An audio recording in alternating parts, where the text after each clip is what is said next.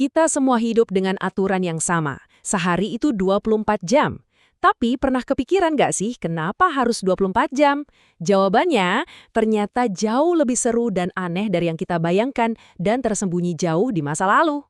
Yuk kita bedah bareng-bareng, siapa sih yang pertama kali mutusin ritme hidup kita ini? Kenapa harus 24? Kenapa nggak 10 aja? Kan gampang tuh, pas sama jari kita. Dan yang lebih hebat lagi, kok bisa-bisanya seluruh dunia sepakat sama angka ini? Nah, disinilah misterinya dimulai. Jam di tangan kita bilang pas 24 jam. Tapi, ternyata bumi muternya nggak segitu. Secara sains, rotasi bumi yang sebenarnya itu butuh waktu 23 jam, 56 menit, dan 4 detik. Loh, beda hampir 4 menit tiap hari. Jadi pertanyaannya, kalau bukan dari putaran bumi, angka 24 ini datang dari mana coba? Ternyata, jawabannya itu bukan dari ilmu fisika atau hukum alam. Sama sekali bukan. Angka ini murni hasil pengamatan dan pilihan yang dibuat manusia ribuan tahun yang lalu. Jadi, sekarang kita bakal jadi detektif sejarah. Oke, jadi waktu rotasi bumi yang presisi itu ada namanya para astronom menyebutnya hari sideris. Simpelnya, ini waktu yang diukur berdasar posisi bintang, bukan matahari. Artinya apa? Artinya, jam yang kita pakai setiap hari itu ya bisa dibilang bohong dikit lah, sekitar 4 menit. Oke, untuk memecahkan misteri ini, kita harus naik mesin waktu. Kita mundur jauh, ribuan tahun ke belakang, ke peradaban Mesir kuno. Yep, di sanalah, di tengah gurun pasir yang luas di bawah langit yang jernih, cerita ini berawal. Gini cara mereka ngitungnya. Dan ini jenius banget sih pada masanya. Mereka bagi waktu jadi 2 bagian besar. Pas ada matahari dan pas gelap. Waktu siang mereka bagi jadi 12 bagian.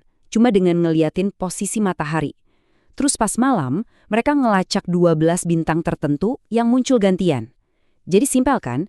12 buat siang, 12 buat malam. Total 24. Tapi ini dia pertanyaan utamanya. Kenapa harus 12? Kenapa sih angka 12 yang dipilih? Kenapa nggak 10 aja, kan lebih gampang? Nah, jawaban dari pertanyaan ini bakal ngasih kita bocoran soal cara mereka melihat alam semesta. Nah, ini dia kuncinya. Semua ini gara-gara cara mereka berhitung. Beda sama kita yang pakai basis 10, orang Mesir kuno itu pakai sistem basis 12. Buat mereka, angka 12 itu spesial banget. Angka keramat, angka sempurna. Coba deh pikirin, setahun ada 12 bulan, dewa utama mereka ada 12.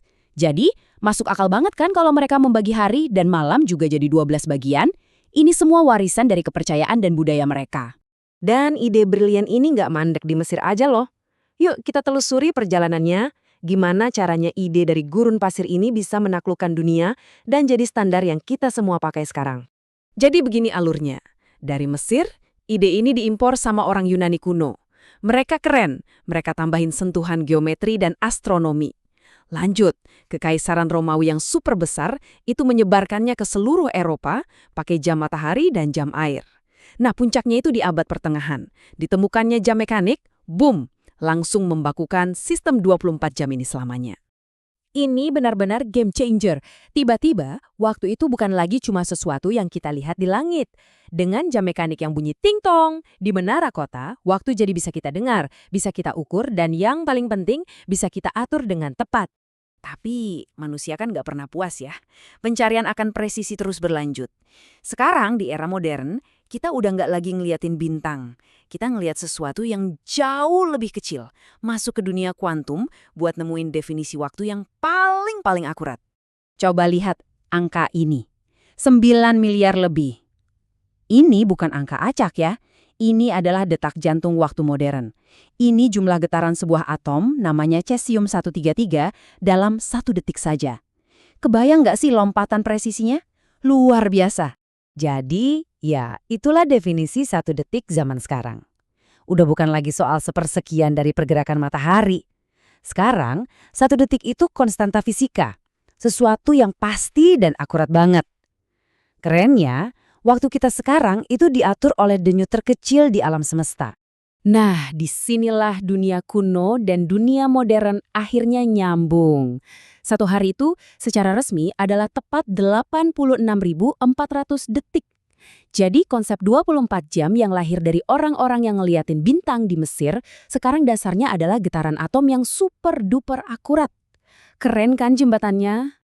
Oke, sekarang ayo kita gabungkan semua potongan puzzle ini. Cerita sejarah kuno dan sains modern, jadi apa kesimpulan besarnya? Coba bayangin deh, perjalanan kita dimulai dari para pendeta di gurun yang menatap bintang. Sebuah pengamatan yang sangat manusiawi. Dan sekarang, kita berakhir di lab super canggih yang menghitung getaran atom, sebuah kepastian fisika. Dari pengamatan menjadi konstanta. Sungguh sebuah perjalanan yang luar biasa untuk sebuah ide. Ini bener banget. Waktu adalah bukan cuma sekedar angka yang bergerak di jam kita. Waktu adalah perpaduan yang indah antara gimana alam semesta bekerja dan gimana imajinasi kita sebagai manusia mencoba memahami dan menceritakannya. Jadi, lain kali Anda melirik jam di ponsel, coba deh berhenti sejenak. Ingatlah ini, angka yang Anda lihat itu bukan cuma penunjuk waktu. Itu adalah bab terakhir dari sebuah cerita yang super panjang, yang akarnya ada di gurun Afrika ribuan tahun yang lalu. Nah, ini bikin kita mikir kan, kalau jadwal harian kita aja ternyata warisan cerita kuno, kira-kira ada cerita kuno apa lagi ya yang tanpa sadar masih mengatur hidup kita sampai sekarang? Coba deh renungkan.